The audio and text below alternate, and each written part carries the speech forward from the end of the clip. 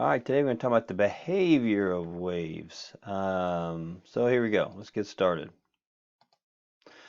So what's going to happen when a wave meets a hard surface like a wall? What happens when it goes to a new medium? What happens when it moves around an obstacle? What happens when wave meets wave? Is it a friendly thing?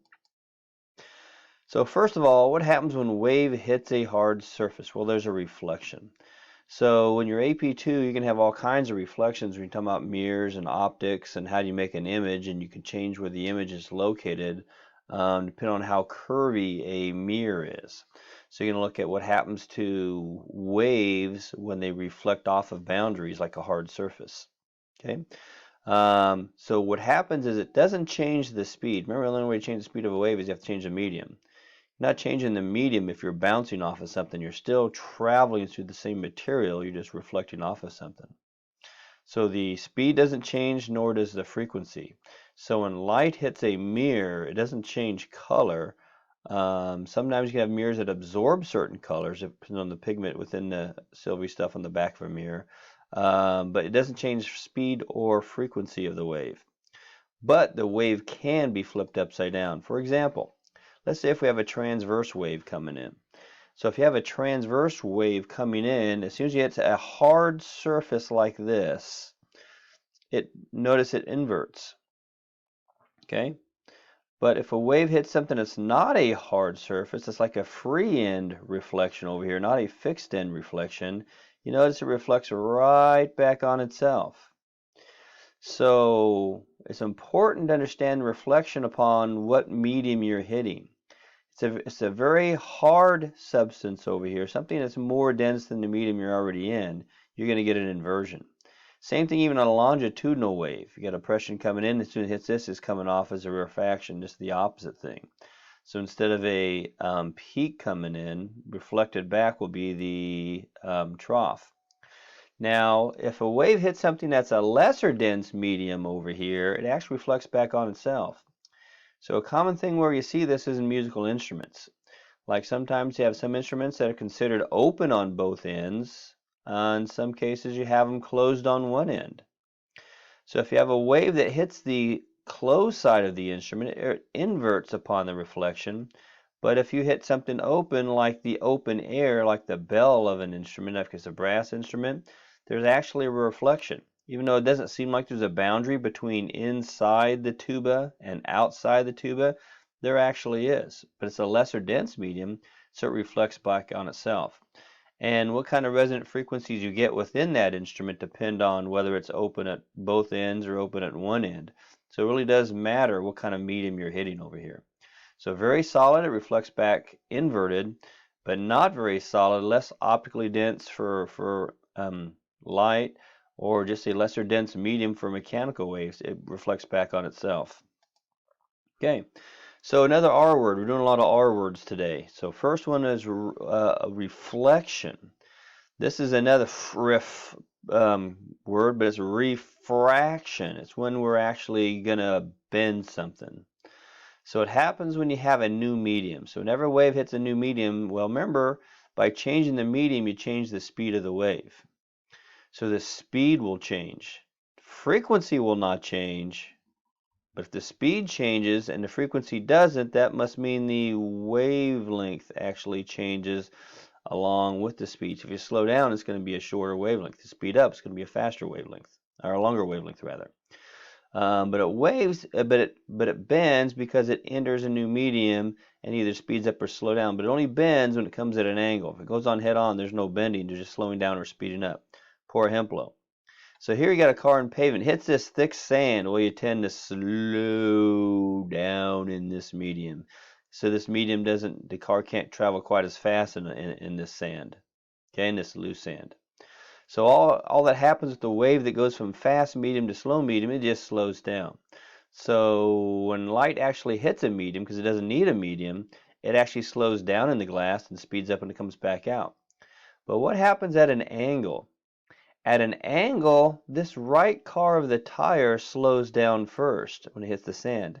Because of that, it causes a bend. And the slower the sand is, the greater the bending. Okay, the greater the bending. Now, if you come on head on, there's no bending. But any wave coming at an angle, sure, there could be some reflection. Because usually there is some reflection when you have, for a wave, when you hit a new boundary. There's some transmission, which is going across the sand, but there's also some reflection. So that's how a particle is different than a wave. The particle is either there, this way, or reflecting off of this other surface. Not so with a wave. Anytime a wave hits a new boundary, there's going to be some reflection off of that thing. It's going to come off the same angle it came in at, just like a particle would. But what's different about a wave is some of it can travel, some of the energy can travel this way as some reflects off. But the point is, this side slows down first. It tends to bend this way, and sometimes when you put like something in water, it looks like it bends as it goes to looks like the whole object bends. It's not really bent. It's just you have a change in speed, and it looks like the light is, well, it doesn't look like the light is bent. The light is bent, but your fork or your knife that you put in the water is not bent. Okay? But if you're mowing, you like to mow, and you're mowing across the sidewalk for whatever reason, maybe your sidewalk's getting too long, I don't know. But this side hits first, slows down, bends. Same thing with water coming in. This side bends, slows down first, it slows down this way. Now, if you're going the opposite way, just the opposite happens. Because if you're going this way, this tire gets faster first, then it bends what's called towards the normal. Something you're going to learn about in your optics unit in AP2. A normal is a line drawn perpendicular to the surface. So refraction is a bending of a wave due to a change in medium. Reflection is, in reality, if this is a wave, not only is there some refraction, but there's some reflection at the same angle to the normal as what it came in at. Hey, more words, but this one doesn't start with an R. You're welcome. It's diffraction. It's another bending. Oh my goodness, there's more terminology. So this is a bending of waves that passes around things, not through, but around things, like a narrow opening. Give me some examples here. Going to do a FET here. All right, going to do a FET here in a second.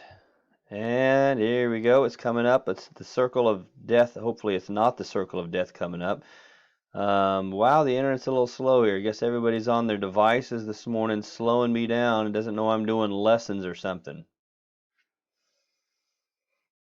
All right, and here we go, slowly loading up. All right, let's do some slits. Everybody loves some slits, huh? All right, let's just do one slit and have one wave. Bam! Woo! Well, I don't have one wave. I got a wave generator. It means it's going like this.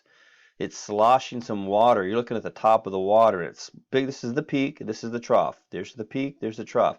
So there's the peak. You're squishing it, and then you pull it back. There's a trough. You push it forward. There's the peak. You pull it back. There's the trough. So you notice what happens when you go through. You have a plain flat wave coming in. It bends a little on the sides. Not so much in the middle, but on the sides it actually bends around. That's diffraction. Okay? It happens not just with water waves. It happens with sound waves. Do some sound in there. What if I have a sound button so you can hear it?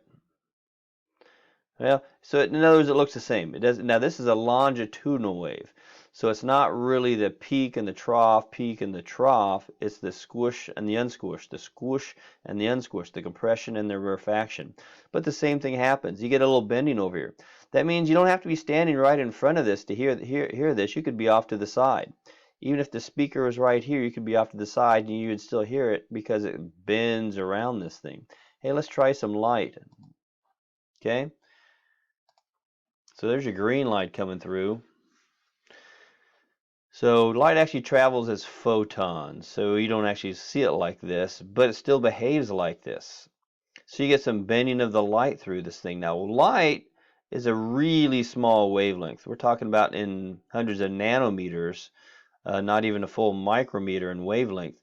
That means this has to be pretty small. Let's give you an example. Purple is the short stuff, right? That's the high frequency stuff. High frequency stuff means short wavelength. So this is the width of the bending. Notice how much it bends from about there to there.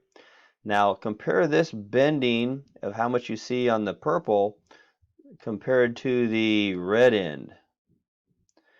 Is this more bending or less bending? It's actually quite a bit more bending. Notice how you clear over here and you can still get this.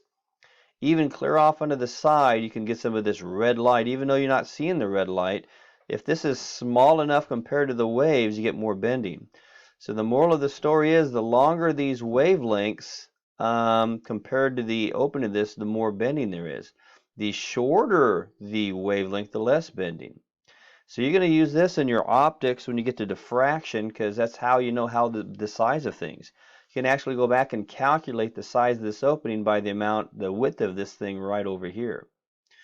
Because we already know how fast they're going. So if we know how fast they're going, there's a relationship of what this width is per what this wavelength, and they can find out. That's one way to measure the size of openings.